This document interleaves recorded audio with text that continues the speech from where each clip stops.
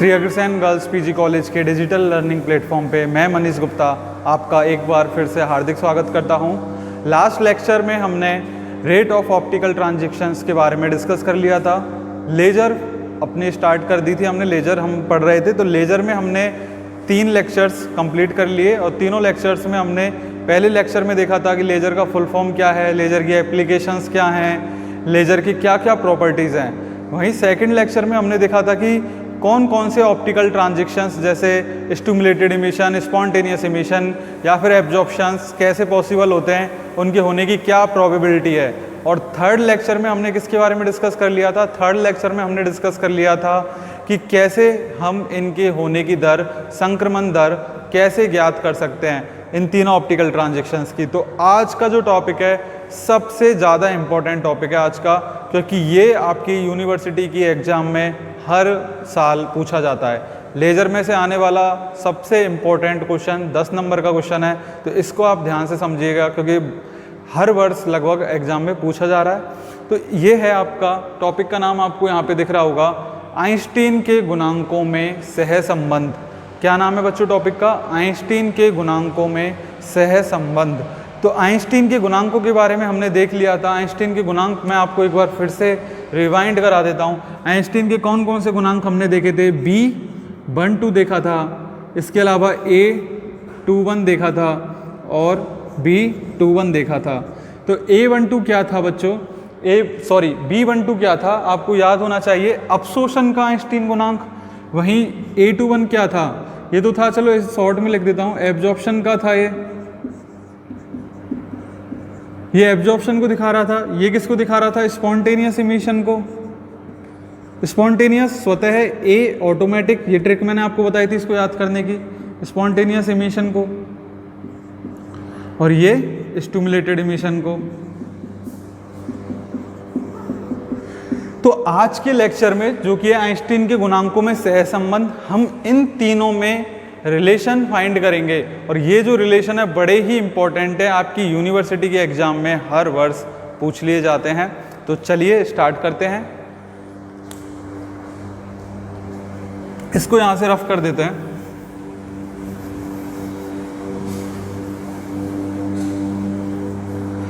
तो देखिए,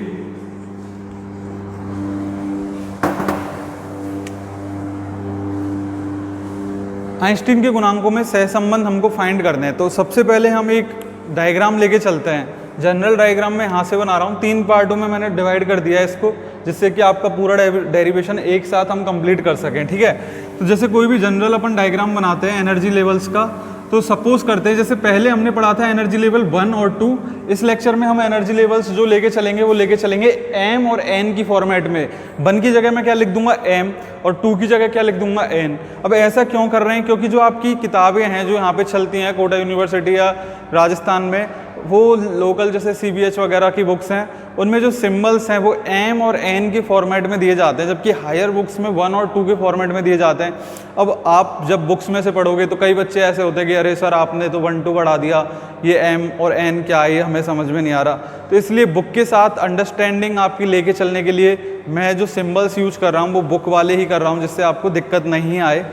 ठीक है, तो इस एनर्जी लेवल को नाम दे देते हैं इस बार m, जबकि हमने पहले इसको क्या नाम दिया था? 1। इस एनर्जी लेवल को नाम दे देते n, जिसका नाम दिया था हमने 2।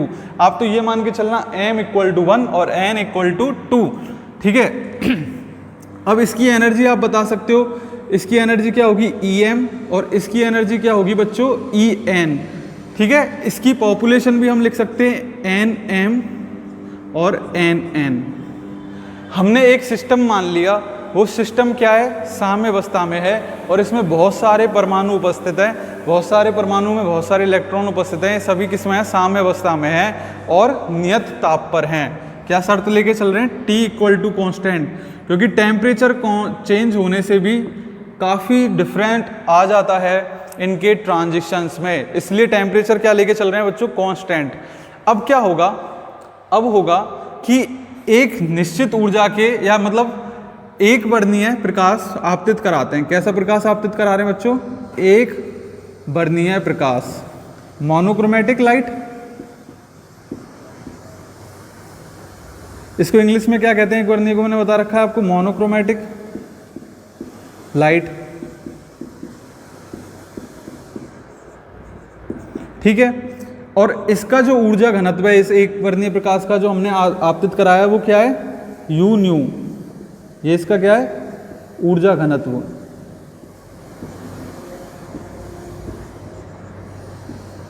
और विकिरण तीव्रता क्या है इसकी, आई न्यू।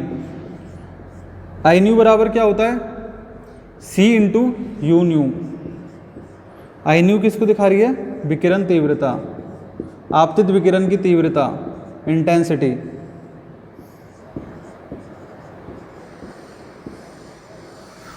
तो यहां तक आपको मैंने लास्ट लेक्चर में बता दिया था। लास्ट लेक्चर में जो हम पढ़ते हैं कि जब आप किसी सिस्टम पर जिसमें अनेकों परमाणु उपस्थित हैं और अभी साम्य अवस्था में है, कोई एक वर्णीय प्रकाश आपतित कराते हो जिसका ऊर्जा घनत्व यू न्यू है, जिसका विकिरण तीव्रता आई न्यू है, तो क्या होगा। तो आपको सभी को पता है जो लोअर स्टेट में उपस्थित इलेक्ट्रॉन्स हैं ये क्या करेंगे, ऊर्जा ग्रहण करके हायर स्टेट में चले जाएंगे। ऊर्जा ग्रहण करके कहाँ चले जाएंगे बच्चों, हायर एक्साइटेड स्टेट्स में, जैसे EM से EN में संक्रमण कर जाएंगे। तो इस घटना को क्या कहते हैं अपन, अपशोषण कहते हैं। ये फोटोन हमने आपतित करा रखा है H न्यू। ठीक है, तो सबसे पहले कौन सी घटना पॉसिबल होगी, सबसे पहले किस घटना की बात करेंगे, अपशोषण की।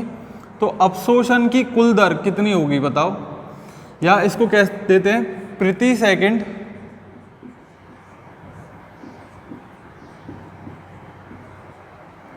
निम्न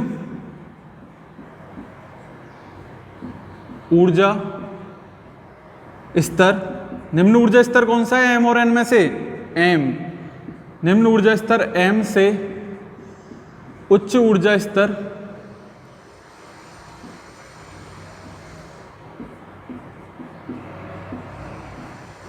उच्च ऊर्जा स्तर कौन सा है, N में संक्रमण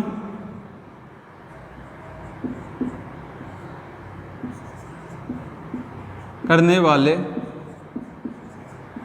परमाणुओं की संख्या या इलेक्ट्रॉन्स की संख्या कह लो, इलेक्ट्रॉन्स का अगर हम बढ़ रहे हैं तो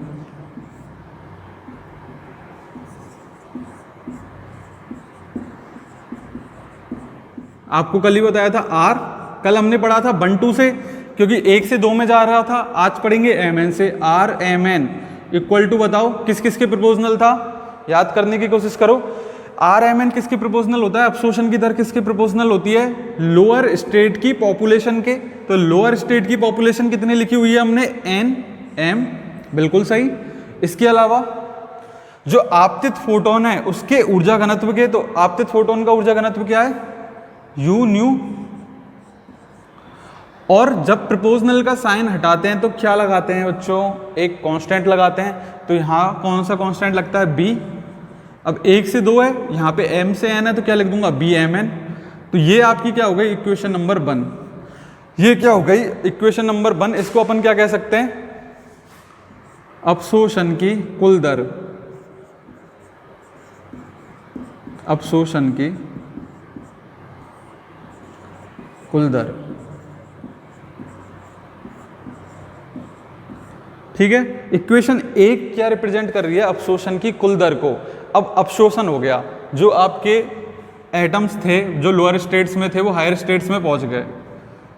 अब इसके बाद क्या होगा, अब इसके बाद इसको रफ कर दूं यहां से। चलो दूसरा डायग्राम बना लेते हैं यहां पे।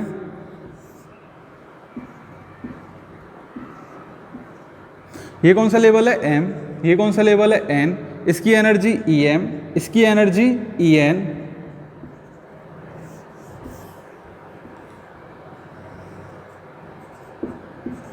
इसकी पॉपुलेशन NN। थोड़ा सा बड़ा बना लेते हैं इसको, थोड़ा सा बड़ा लिखते हैं।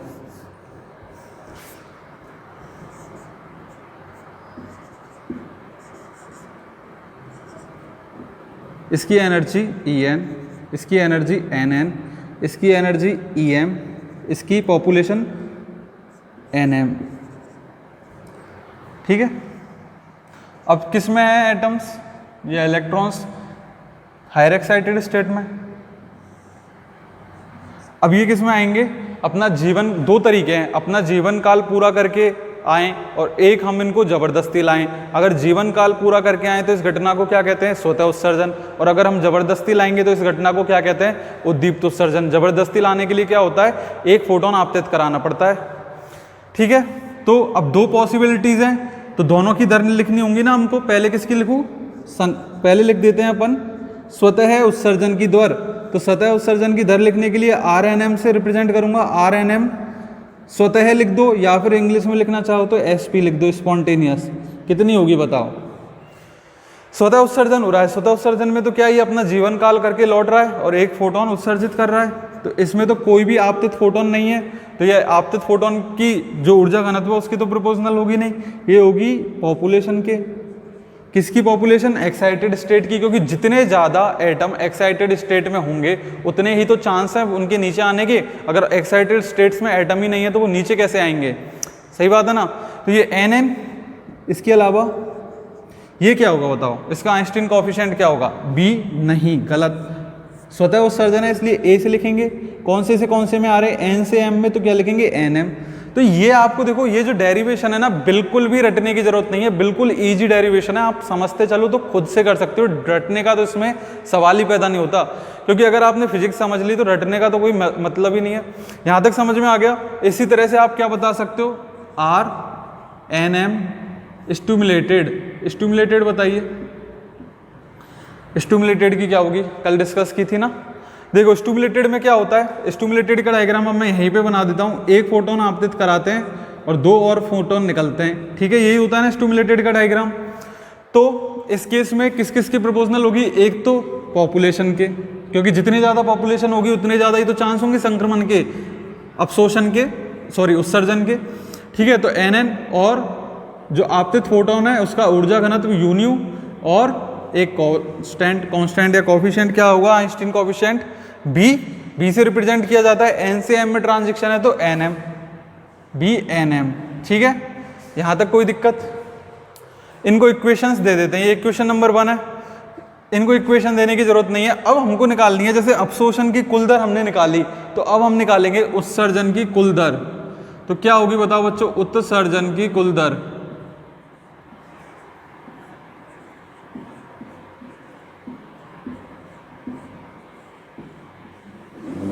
उत्सर्जन की कुल दर कितनी होगी?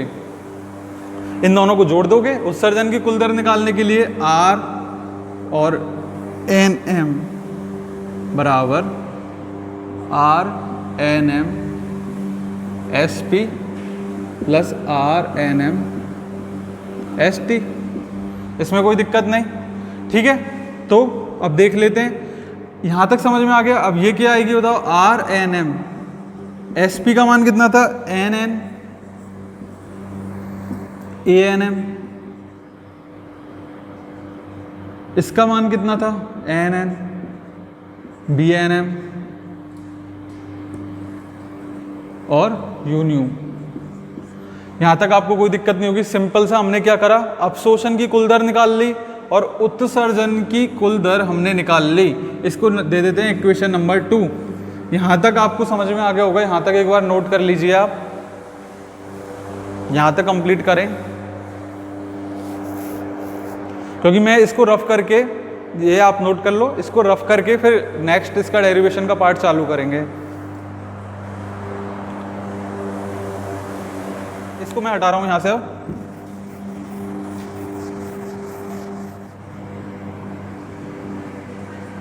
साम्यावस्था के नियम से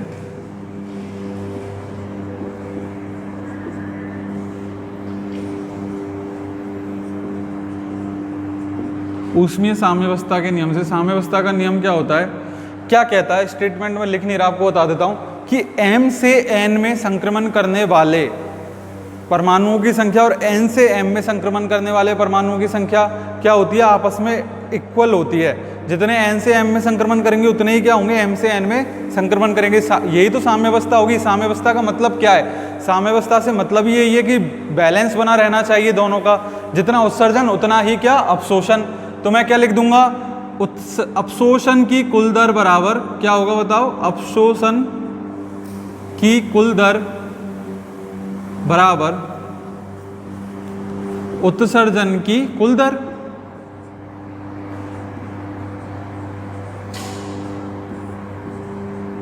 अवशोषण की कुल दर बराबर उत्सर्जन की कुल दर।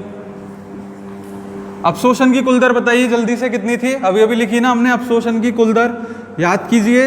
अवशोषण की कुल दर थी पॉपुलेशन NM, ठीक है, लोअर एनर्जी स्टेट की पॉपुलेशन, B MN, क्योंकि M से N में ट्रांजिशन होता है, U न्यू इक्वल टू, इसको थोड़ा सा बड़ा कर लेते हैं, इक्वल टू क्या आएगा बताइए जल्दी, उत्सर्जन की कुल दर N। उत्सर्जन की कुल दर कैसे लिखेंगे, दोनों की पॉपुलेशन लिख देते हैं। यहाँ पे क्या आएगी NN, ये पहले मैं स्वतः उत्सर्जन की लिख रहा हूँ, स्वतः उत्सर्जन में NM और ANM प्लस NN BNM और U न्यू, क्या आएगा U न्यू, ठीक है। इसमें कोई दिक्कत आपको, इसमें कोई दिक्कत नहीं। इसके बाद में इसमें अपन को क्या करना है, देखो ये इसमें U न्यू है, इस वाली टर्म में U न्यू है, तो दोनों को अपन क्या कर सकते हैं, इधर ला सकते हैं। तो इसको इधर लाएंगे तो NM BMN U new minus NN BNM U new बराबर क्या लिख दूंगा, NM इंटू ANM। यहाँ तक कोई दिक्कत नहीं। इसके बाद किसको कॉमन ले सकते हैं अपन, U न्यू को, तो क्या रह जाएगा NM BMN minus NN BNM, ठीक है, इसमें कोई दिक्कत नहीं, U न्यू कॉमन ले लिया बराबर NM ANM। यहाँ तक समझ में आ रहा है। इसके बाद में अब इसमें से देखो उधर क्या दिख रहा है, NM नहीं है, ये NN है। तो आगे किसको कॉमन लेंगे, वहां पे ANM और NN है तो NN वाली टर्म को कॉमन निकाल लेते हैं, NN BNM, तो क्या हो जाएगा NM BMN बटा NN BNM, ठीक है, इसमें कोई दिक्कत नहीं। -1 इक्वल टू में क्या आएगा बताओ, इधर एक चीज और रह गई, U न्यू इक्वल क्या आएगा, NN इंटू ANM। यहाँ पे कोई दिक्कत नहीं है आपको। अब देखो दोनों पक्षों में क्या दिख रहा है, NN हायर एक्साइटेड स्टेट की पॉपुलेशन, तो NN से NN कैंसिल हो जाएगा, क्या बचेगा, BNM कोष्टक में NM इंटू BMN अपॉन में NN BNM -1 इंटू में U nu equal to ANM। अब क्या करेंगे, देखो एक साइड में केवल हमको क्या छोड़ना है, U न्यू, तो इसको हम साइड में लिख लेते हैं।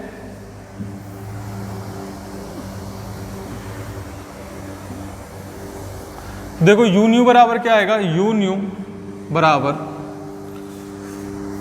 ANM अपॉन BNM,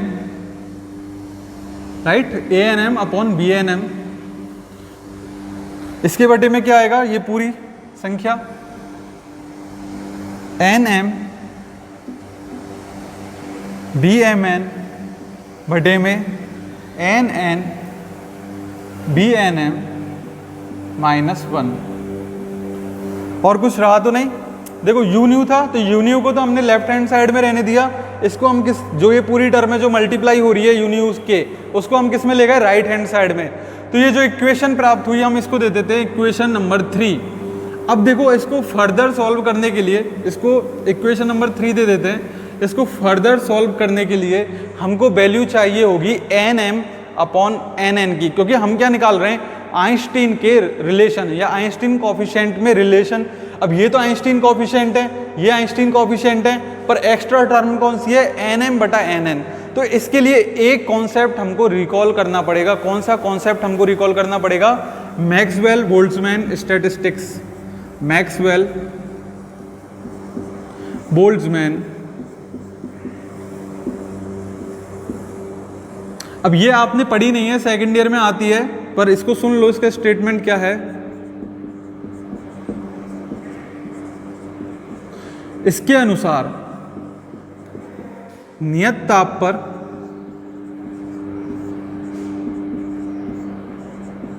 ऊष्मीय संतुलन में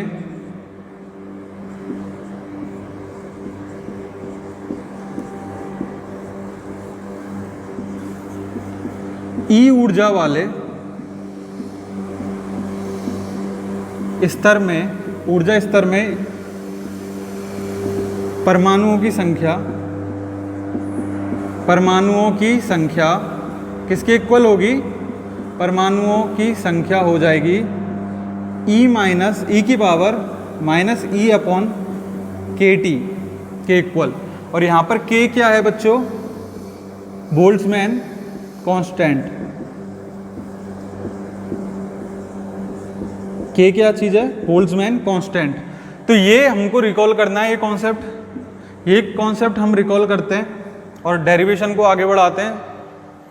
एक बार आप स्क्रीनशॉट ले लीजिए पूरे का, इसको रफ कर देता हूं मैं।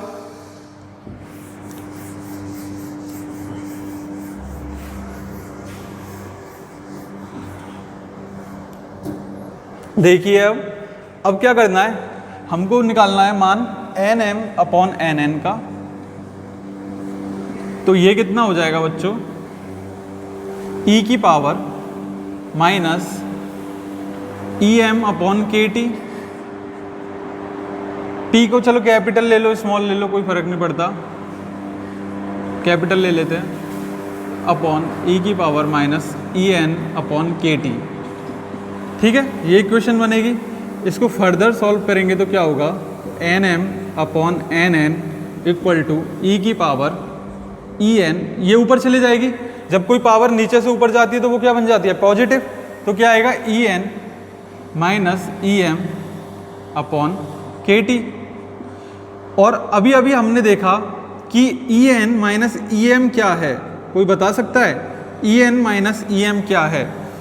देखो साइड में मैं छोटा सा डायग्राम बना देता हूँ। जैसे ये m है, ये n एनर्जी लेवल है, ये इसकी एनर्जी En है, इसकी एनर्जी Em है। थोड़ा सा और साइड में कर लेते हैं इसको। तो इनके बीच का जो एनर्जी गैप है, जो ये क्या है? En minus Em। तो इतनी ही ऊर्जा तो क्या होगी? उत्सर्जित, h न्यू, उत्सर्जित फोटोन की ऊर्जा।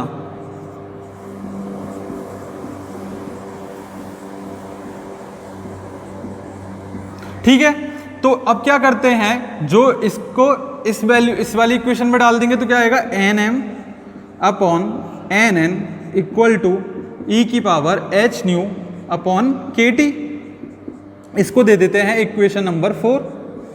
यदि मैं इक्वेशन नंबर 4 को इक्वेशन नंबर 3 में पुट कर दूं, इक्वेशन नंबर 4 को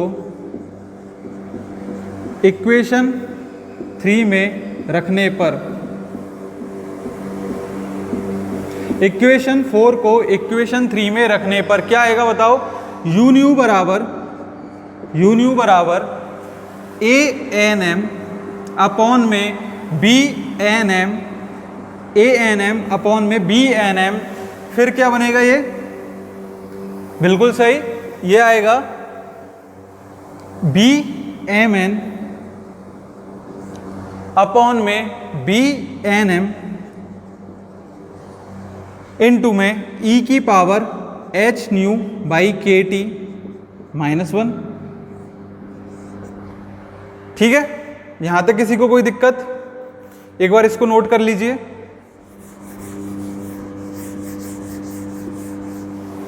प्लांक के विकिरण नियम अनुसार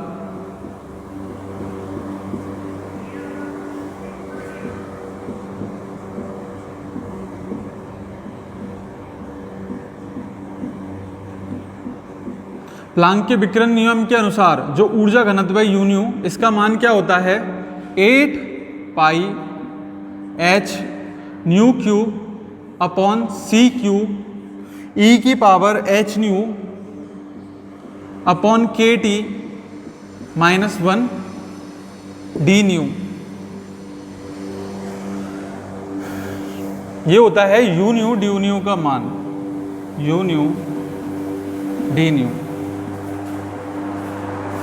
प्लांक के विकिरण नियम के अनुसार यू न्यू डी न्यू का मान क्या होता है 8 pi H nu D nu upon सी क्यू ई की power H nu by K T minus देते हैं इक्वेशन नंबर 6। अब समीकरण 5 एवं 6 की तुलना से, समीकरण 5 एवं 6 की तुलना करने पर क्या आएगा, इस पे थोड़ा सा गौर करना। देखो इनकी तुलना कीजिए आप समीकरण 5 और 6 की, तो A N M upon B N M का मान क्या आ रहा है 8 pi H nu cube upon C cube, सही है। इसके अलावा दूसरा क्या है अपना relation B M N upon B N M का मान कितना आ रहा है, देखो ये B M N upon B N M यहां पर इस तरह से है, बी एम एन और बी एन एम इस तरह से है। अब देखो ये e की पावर एच न्यू अपॉन के टी के मल्टीपल में है और यहां पर e की पावर एच न्यू अपॉन के टी के मल्टीप्लाई में क्या आ रहा है 1। तो इसका मान मैं क्या रख सकता हूं, इसका मान क्या आएगा 1। तो इसको अगर सॉल्व करना चाहें तो क्या बनेगा बी एम एन बराबर B N M, B M N बराबर बी एन एम। तो ये दोनों ही इनको दे देते हैं इक्वेशन नंबर 7 और इक्वेशन नंबर 8।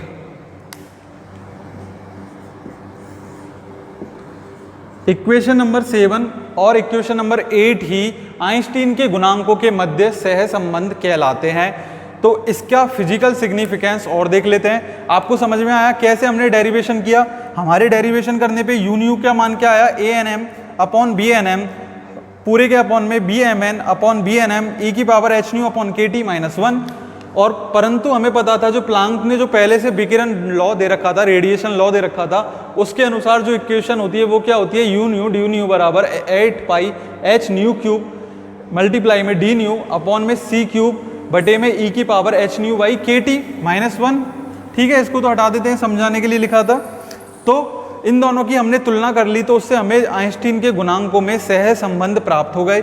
ये कौन सा गुणांक है, यहाँ इन चारों के नाम, हम इन सभी के नाम लिख सकते हैं ना। देखो जल्दी से इस टॉपिक को कंप्लीट करते हैं, इनके नाम एक बार समझ लेते हैं क्या आएंगे। देखो ए एन एम क्या है, सबसे पहले स्टार्ट कर लेते हैं बी एम एन से, बी एम एन फिर ए एन एम, इसके अलावा बी एन एम। ये क्या है बताओ, अवशोषण का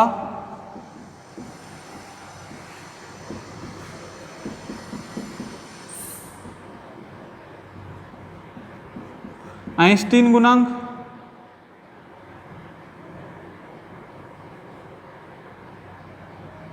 अवशोषण का आइंस्टीन गुणांक,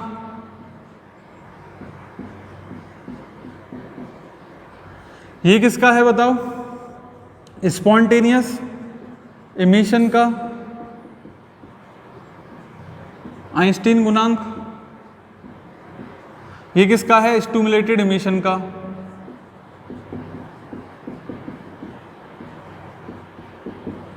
ठीक है, यहां तक समझ में आया। अब अपन को क्या पढ़ना है, फिजिकल सिग्निफिकेंस देख लेते हैं। पहली बात क्या पता चल रही है, देखो कि B जो बटे में क्या है बी एन एम, तो बी एन एम का मान 0 नहीं हो सकता। अगर बी एन एम का मान 0 हो जाता तो ये इक्वेशन क्या बन जाती इनफाइनाइट। तो बी एन एम का मान 0 नहीं हो सकता। इस चीज से हमें क्या पता चलता है, इस चीज से हमें ये पता चलता है कि अगर कोई भी प्रकाश आपतित होता है तो उसमें क्या होता है, अगर हम प्रकाश आपतित कराते हैं यून्यू का ऊर्जा घनत्व का, तो उसमें किसकी संभावनाएं होती हैं, ये किसको दिखाता है बच्चों, उद्दीप्त उत्सर्जन। तो उद्दीप्त उत्सर्जन की प्रोबेबिलिटी हमेशा रहती है। और इस ही पॉइंट को यूज करके 1954 में टाउनस ने क्या बताया, टाउनस ने लेजर प्रकाश स्रोत की अवधारणा दी इसी पॉइंट को यूज करके। लेजर प्रकाश स्रोत इस तरह से बनाया जा सकता है, क्योंकि जब भी आप प्रकाश आपतित कराओगे तो उसमें उद्दीप्त उत्सर्जन की संभावनाएं होंगी। ठीक है, लेजर प्रकाश स्रोत की अवधारणा दी। इसके अलावा क्वेश्चन नंबर 2, दूसरा क्या निष्कर्ष निकलता है? BMN इक्वल टू BNM, अर्थात जब कोई भी फोटोन आपतित कराए जाते हैं तो अपशोषण की भी उतनी ही संभावना होती है जितनी की स्वतः उत्सर्जन की। ये क्या दिखा रहा है? अपशोषण। तो अपशोषण की उतनी ही संभावना होती है जितनी स्वतः उत्सर्जन की। कब? जब फोटोन आपतित कराए जाते हैं, एक्सटर्नल बाह्य फोटोन आपतित कराए जाते हैं। इसीलिए एक इंपॉर्टेंट पॉइंट क्या निकल के आता है, जो स्वतः उद्दीप्त उत्सर्जन की, तो ये पॉइंट से हमें क्या पता चल रहा है कि अपशोषण की भी उतनी ही प्रायिकता होती है जितनी उद्दीप्त उत्सर्जन की, क्योंकि जब बाह्य फोटोन आपतित कराए जाते हैं तो उससे क्या है, अपशोषण भी हो सकता है और उद्दीप्त उत्सर्जन भी हो सकता है। तो इससे हमें क्या पता चलता है?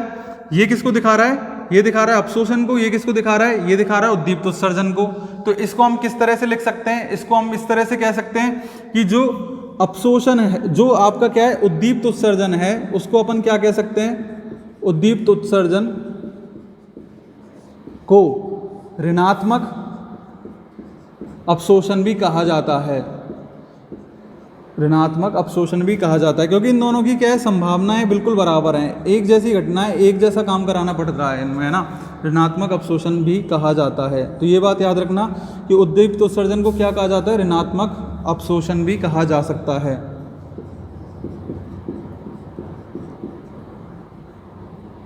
ठीक है, ये बात समझ में आई। और लास्ट सिग्निफिकेंस को हम डिस्कस कर लेते हैं। जो लास्ट सिग्निफिकेंस है वो देखो, वो यहीं से समझ में आ रहा है। चलो फिर भी आपको पॉइंट बना के मैं लिख देता हूं।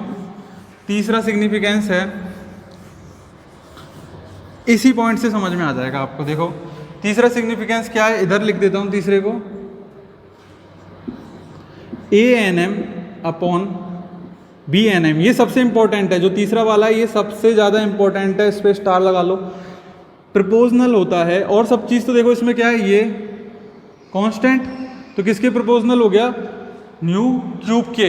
ये क्या होता है? फ्रीक्वेंसी के घन के क्यूब के समानुपाती होता है। इससे हमें क्या पता चलता है? अब देखो आपको लेजर बनानी है, हमको लेजर बनानी है, तो लेजर किसके सिद्धांत पे काम करती है बच्चों? लेजर आपको सभी को पता है स्टिमुलेटेड इमिशन के सिद्धांत पे काम करती है। इसका मतलब क्या है? इसका मतलब यह है कि अगर आपको लेजर उत्पन्न करनी है तो स्टिमुलेटेड इमिशन को बढ़ाना होगा और स्पॉन्टेनियस इमिशन को घटाना होगा। ये किसको दिखा रहा है? स्पॉन्टेनियस इमिशन को। ये किसको दिखा रहा है? स्टिमुलेटेड इमिशन को। तो हमको ये बढ़ाना है और ये घटाना है, तभी तो लेजर आसानी से कंस्ट्रक्ट होगी।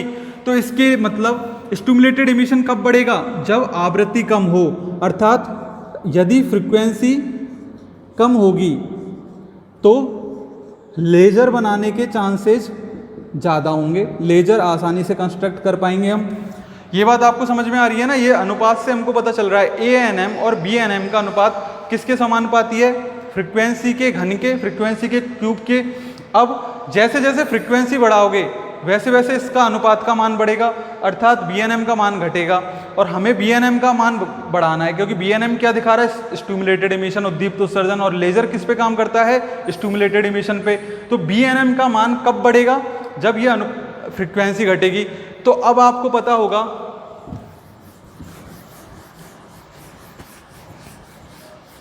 फ्रीक्वेंसी का ऑर्डर बढ़ता हुआ, फ्रीक्वेंसी का बढ़ता हुआ ऑर्डर क्या होता है बताओ?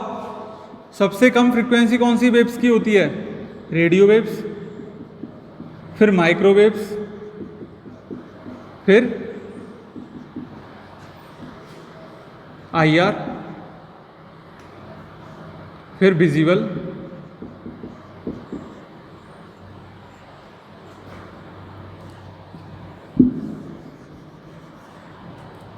फिर UV, इसके बाद एक्सरे और फिर गामा रे। ठीक है, तो सबसे आसान लेजर किससे कंस्ट्रक्ट होगी? रेडियो वेव्स से। तो रेडियो वेव्स से सबसे आसान लेजर कंस्ट्रक्ट हो सकती है, पर रेडियो वेव्स को स्टिमुलेटेड करना थोड़ा सा मुश्किल है, इसलिए जो सबसे पहली लेजर की डिस्कवरी हुई वो किससे हुई थी बच्चों? मेजर से। मैंने आपको बताया था माइक्रोवेव से, क्योंकि पहला लेक्चर पढ़ाया था जब मैंने आपको बताया था ना, जो सबसे पहले डिस्कवर हुआ उसका क्या नाम था? मेजर, अर्थात microwave amplification of stimulated emission of radiation. तो जो तीसरा फिजिकल सिग्निफिकेंस है उससे हमको क्या पता चलता है कि जितनी फ्रीक्वेंसी कम होगी उतना लेजर बनाना आसान होगा, और जितनी फ्रीक्वेंसी अधिक होगी उतना ही लेजर बनाना मुश्किल होगा। अब आपके लिए एक क्वेश्चन है, आप मेरे को कमेंट करके बताना कि क्वेश्चन को लिख नहीं रहा, सुन लो, किस वेव से लेजर बनाना सबसे मुश्किल होगा? मतलब कौन सी ऐसी वेव है इनमें से जिससे लेजर का निर्माण सबसे ज़्यादा टफ होगा? तो ये आपको मेरे को बताना है कि किन वेव से लेजर बनाना टफ होगा।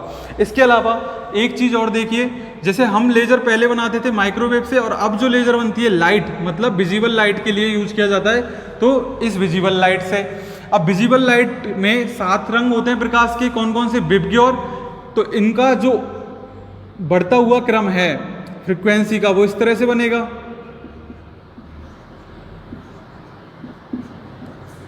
सबसे कम फ्रीक्वेंसी किसकी होती है? रेड कलर की। और सबसे अधिक वेवलेंथ किसकी होती है? रेड कलर की। अर्थात लाल रंग से लेजर बनाना सबसे ज़्यादा क्या है? आसान। रेड कलर की लेजर, जब भी तो आप देखते हो जो सस्ती लेजर आती हैं जो बच्चे खेलने के लिए इस्तेमाल करते हैं, उनका कलर कैसा होता है? रेड। जबकि जो डॉक्टर्स के पास लेजर होती है, जिससे अगर मतलब सर्जरी वगैरह में या किसी के भी पार्ट्स के अंदर देखने में काम आती है, वो किस कलर की होती है बच्चों? ग्रीन, क्योंकि ये थोड़ी कॉस्टली होती है। जैसे जैसे फ्रीक्वेंसी बढ़ाते जाओगे लेजर की कॉस्ट बढ़ती जाएगी, क्योंकि लेजर बनाने में जो हार्डनेस है वो बढ़ती जाएगी। तो सबसे ज़्यादा इजी विबग्योर में से किससे कलर से बनेगी? रेड कलर से। और थोड़ी मुश्किल बनती है ग्रीन कलर से, और सबसे टिपिकल किससे बनेगी? वॉयलेट कलर से, बैंगनी रंग से। ठीक है, तो ये हो गया लेजर का सिद्धांत, और आपने पढ़ लिया आइंस्टीन के गुणांकों में सहसंबंध। आशा करता हूं कि आपको आज का टॉपिक समझ में आया होगा, क्योंकि आज का टॉपिक सीधे सीधे 10 नंबर में आपकी यूनिवर्सिटी के एग्जाम में पूछ लिया जाता है। तो मिलते हैं एक नए लेक्चर्स के साथ, तब तक के लिए थैंक यू।